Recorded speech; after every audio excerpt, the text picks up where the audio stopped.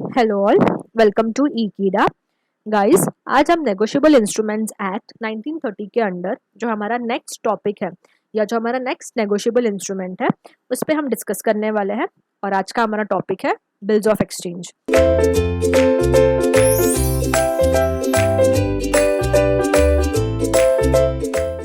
Guys, काफ़ी simple और काफ़ी शॉर्ट टॉपिक है, आपको समझने के लिए काफ़ी इजी होने वाला है। बिकॉज जो हमने प्रीवियस वीडियोस में जो डिस्कस किया है, प्रोमिसरी नोट के वीडियो में टाइप्स या कैरेक्टरिस्टिक जो डिस्कस किए हैं, या नेगोशिएबल इंस्ट्रूमेंट के वीडियो में जो हमने कैरेक्टरिस्टिक डिस्कस किए हैं, वो सारे पॉइंट्स यहाँ पे रिपीट होने वाले हैं। तो आप इजीली समझ जाओगे। थोड़ा बहुत डिफरेंस है बट वो भी काफ़ी इजी है, तो समझने के लिए काफ़ी इजी और काफ़ी इंटरेस्टिंग टॉपिक होने वाला है। सो स्टार्ट करते हैं डेफिनेशन से।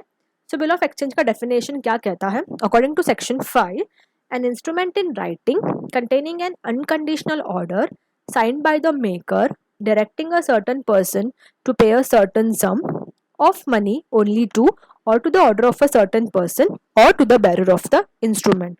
अभी डेफिनेशन को हम पार्ट्स में देखते हैं। तो फर्स्ट पार्ट कहता है कि बिल ऑफ एक्सचेंज हमेशा राइटिंग में होगा। ऑब्वियसली अगर वो नेगोशिएबल इंस्ट्रूमेंट है तो वो राइटिंग में ही होगा। और राइटिंग में क्या होगा? तो अनकंडीशनल ऑर्डर, एक ऐसी ऑर्डर जो किसी भी कंडीशन पर डिपेंड नहीं है। साइन करेगा मेकर ऑफ द इंस्ट्रूमेंट और वो डायरेक्ट कर रहा है किसी एक सर्टन पर्सन को कि आपको एक सर्टन सम पे करना है ओनली टू, मतलब या तो मुझे या तो मैं जिसका रेफरेंस दे रहा हूँ या मैं जिसे ऑर्डर कर रहा हूँ वो थर्ड पर्सन को आप पे करोगे, या तो जो बैरर है, बैरर मतलब जिसके पास पोजेशन है बिल ऑफ एक्सचेंज का, आप उसे पे करोगे। ठीक है। सो इसी डेफिनेशन से हमें पता चल जाता है कि पार्टीज कितनी होती है बिल ऑफ एक्सचेंज की। सो बिल ऑफ एक्सचेंज में 2 या 3 पार्टीज हो सकती है। सो पहले हम देखते हैं कि कौन कौन पार्टीज बेसिकली होती है। सो फर्स्ट पार्टी है ड्रॉवर। ड्रॉवर मतलब मेकर ऑफ द इंस्ट्रूमेंट। अब यहाँ पे कौन बनाएगा बिल ऑफ एक्सचेंज? जिसको पैसे मिलने वाले होते हैं। ठीक है, तो वो होएगा ड्रॉवर, जिसको पैसे मिलने वाले हैं। ड्रॉई वो इंडिविजुअल जो पैसे पे करेगा। ठीक है, वो हो जाएगा ड्रॉई। अब पेई कौन है? सपोज कि ड्रॉवर ने, एक एग्जाम्पल लेते हैं कि ड्रॉवर ने बिल ऑफ एक्सचेंज बनाया ड्रॉई पे कि आपको ₹2000 विद इन 2 डेज पे करने हैं ये XYZ पर्सन को। सपोज कि ये एक थर्ड पार्टी है जिसका हम नाम लेते हैं XYZ पर्सन। तो आपको जो ₹2000 है वो XYZ पर्सन को पे करने हैं। सो यहाँ पे जिसको एक्चुअल में पैसे मिलते हैं वो बन जाता है पेई। सो ड्रॉवर एक अलग इंडिविजुअल है जिसने बिल ऑफ एक्सचेंज बनाया। ड्रॉई जो पैसे पे करेगा। पेई जिसको एक्चुअल में पैसे मिलने वाले हैं। गाइस, अब आपका क्वेश्चन होगा कि ड्रॉवर हमने देखा कि जिसको पैसे मिलने वाले होते हैं, फिर ये पेई कहाँ से आ गया? गाइस, यही होता है एंडोर्समेंट। हमने प्रीवियस वीडियो में भी देखा है। ये मे बी ऐसे हुआ कि ड्रॉवर को 2000 पेई को देने हैं। सो इतना वाया वाया जाने से बेटर है ड्रॉवर ने डायरेक्टली ये पर्सन को ऑर्डर कर दिया, ड्रॉई को ऑर्डर कर दिया कि आप डायरेक्टली इसे ही पे कर दो। जो पेई है, जो हमारा XYZ पर्सन है, जो थर्ड पार्टी है, आप डायरेक्टली उसे ही पे कर दो। सो इन दोनों के बीच में ये हो जाता है एंडोर्समेंट और हो जाती है हमारी बिल ऑफ एक्सचेंज की 3 पार्टीज, ड्रॉवर, ड्रॉई और पेई। बट ऐसे कुछ सिचुएशन होगा कि जहाँ पे ड्रॉवर और पेई ये दोनों एक ही इंडिविजुअल है। जैसे ड्रॉवर बोल रहा है ड्रॉई को कि आपको ये 2000 मुझे ही पे करने हैं, तो यहाँ पे ड्रॉवर जो मेकर है वो एक इंडिविजुअल है और पेई जिसको एक्चुअल में पैसे मिलने वाले हैं वो भी ड्रॉवर ही है। ठीक है, तो यहाँ पे ड्रॉवर और पेई ये दोनों एक इंडिविजुअल है। ठीक है, तो वो केस में बिल ऑफ एक्सचेंज में 2 पार्टीज होंगे, बट जहाँ पे पेई एक अलग इंडिविजुअल है वहां पे 3 पार्टीज हो जाएंगे। ठीक है, अब आ जाते हैं नेक्स्ट क्वेश्चन पे जो है essential characteristics of bill of exchange. So characteristics एकदम सिंपल, हमने ऑलरेडी प्रीवियस वीडियोस में देखे। नंबर ऑफ पार्टीज अभी हमने डिस्कस किया, या तो 2 पार्टीज हो सकती है या तो 3 पार्टीज हो सकती है। नेक्स्ट है in writing. Obviously bill of exchange negotiable instrument है तो वो राइटिंग में होगा। एक्सप्रेस ऑर्डर टू पे, ऑब्वियसली जो मेकर है वो अपने पैसे वापस लेने के लिए सामने वाले पर्सन को ऑर्डर करेगा कि आपको मुझे पे करना है विद इन 2 डेज या विद इन 3 डेज या within a month, within a week, तो वो ऑर्डर होगा। Definite and unconditional order, obviously definite मतलब स्पेसिफिक ऑर्डर होना चाहिए और किसी भी कंडीशन पे वो ऑर्डर बेस्ड नहीं होनी चाहिए। नेक्स्ट है order to pay money only. Obviously ये भी हमने डिस्कस किया है कि नेगोशिएबल इंस्ट्रूमेंट्स हमेशा मॉनिटरी टर्म्स के लिए ही बनता है। काइंड में या मनीज वर्थ के लिए हम नेगोशिएबल इंस्ट्रूमेंट्स नहीं बनाते हैं। यहाँ पे कंसिडरेशन सिर्फ मनी होगा। नेक्स्ट है ऑर्डर टू पे सर्टन सम हमने डेफिनेशन में भी देखा है। सर्टन सम, सर्टन पर्सन, मतलब यहाँ पे स्पेसिफिक होना चाहिए।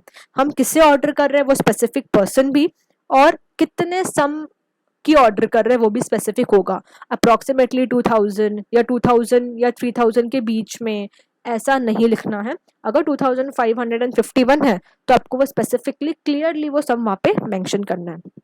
Sign by the drawer, obviously जो मेकर है, जो ड्रॉवर है, वो साइन करेगा। स्टैम्प, जो भी स्टैम्प यहाँ पे एप्लीकेबल है अंडर इंडियन स्टैम्प एक्ट, वैसा स्टैम्प यहाँ पे लगेगा। फॉर्मेलिटीज, ऑब्वियसली जो भी दूसरी फॉर्मेलिटीज है, डेट लिखना, प्लेस लिखना, एक फॉर्मेट होगा बिल ऑफ एक्सचेंज का, वो सारी फॉर्मेलिटीज हमें यहाँ पे पूरी करनी है।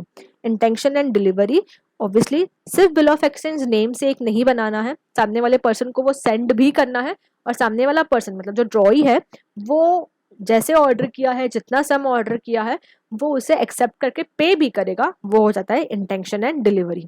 Requisites of contract, contract act के जो असेंशियल्स हमने देखे वो सारे असेंशियल्स यहाँ पे फुलफिल करने हैं। नेक्स्ट क्वेश्चन है kind of bills of exchange. So first है bills of exchange payable on demand. अब ऑन डिमांड क्या होता है कि यहाँ पे पहले से ही बिल ऑफ एक्सचेंज नहीं बनाया जाता है। यहाँ पे जब भी जो ड्रॉवर है उसको डिमांड अराइज होती है पैसों की, वही मोमेंट पे वो बिल ऑफ एक्सचेंज बना के ड्रॉवर को सेंड करेगा, और ड्रॉवर को वो जैसे बिल ऑफ एक्सचेंज मिलता है उसको एक्सेप्ट करना है, कट दिस। और ड्रॉई को क्या करना है, जैसे ही उसे बिल ऑफ एक्सचेंज मिलता है उसे एक्सेप्ट करके उसे वो अमाउंट पे करनी है, वो हो जाएगा ऑन डिमांड। आफ्टर डेट मतलब कि यहाँ पे ट्रांजैक्शन होते ही, कट दिस। सो सेकेंड है bill of exchange payable after date. अब आफ्टर डेट क्या होता है कि यहाँ पे बिल ऑफ एक्सचेंज जो है वो फ्यूचर डेट के लिए ऑलरेडी बनाया होता है। जैसे सपोज कि 6 months आफ्टर द डेट, या 1 year आफ्टर द डेट, या 8 months आफ्टर द डेट, तो 8 months के बाद वाली डेट बिल ऑफ एक्सचेंज पे लिखी जाती है, और 8 months के बाद वो डेट पे ड्रॉवर को वो पैसे देने होते हैं, वो होता है आफ्टर डेट। वो मंथ के लिए भी बन सकता है, 3-4 days के लिए भी बन सकता है, वीक के लिए भी बन सकता है, बट जिस दिन ट्रांजैक्शन हुआ वो ट्रांजैक्शन की फ्यूचर की जो डेट है वो वहाँ पे लिखी हुई होती है। Inland bill of exchange, obviously जब सारे पार्टीज किसी एक पर्टिकुलर कंट्री से बिलोंग करते हैं, अगर हम इंडिया की बात करें तो सारे पार्टीज इंडिया के हैं, तो वो inland bill of exchange. Foreign bill of exchange, अगर कोई भी एक पार्टी या सारे पार्टीज दूसरे कंट्री से बिलोंग करते हैं तो वो हो जाएगा foreign bill of exchange. Next है अकोमोडेशन बिल ऑफ एक्सचेंज। अब अकोमोडेशन बिल ऑफ एक्सचेंज क्या है, ये थोड़ा सा नया कॉन्सेप्ट है, काफी सिंपल है, पर जैसे गाइज हम फ्रेंड्स में देखते हैं कि अगर एक फ्रेंड्स को, कट दिस, अगर एक फ्रेंड को पैसों की नीड है तो हम अपने बेस्ट फ्रेंड से जाके कुछ पैसे उधार के बेसिस पे ले लेते हैं कि यार पैसे चाहिए, पॉकेट मनी खत्म हो चुकी है, जैसी आएगी मैं आपको पे बैक कर दूंगा, ठीक है। अकोमोडेशन बिल ऑफ एक्सचेंज भी यही काम करता है। सपोज कि इन्हीं को एग्जाम्पल लेते हैं, सपोज कि ये दो इंडिविजुअल्स जो है वो बिजनेस पर्संस हैं, बिजनेस कर रहे हैं, बट दोनों बेस्ट फ्रेंड्स भी हैं।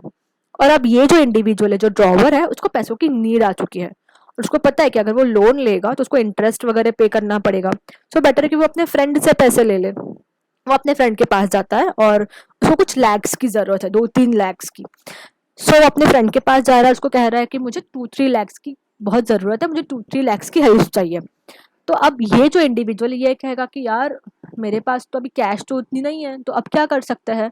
तो अब ये दोनों वे आउट कैसे निकालेंगे, अब ये जो ड्रॉवर है ये इस पे बिल ऑफ एक्सचेंज बनाएगा। बिल ऑफ एक्सचेंज क्या है, एक ऑर्डर करेगा कि आपको मुझे 3 lakhs का अमाउंट पे करना है, और ये bill of exchange on demand बनेगा। ऑन डिमांड तो जैसे ही बनेगा इसके पास जाएगा, ये एक्सेप्ट करेगा और अपने बैंक को देगा, तो बैंक जो है वो 2-3 lakh जो भी अमाउंट होगा 3 lakhs का वो ड्रॉवर को दे देगी, ठीक है। ये होता है अकोमोडेशन बिल ऑफ एक्सचेंज।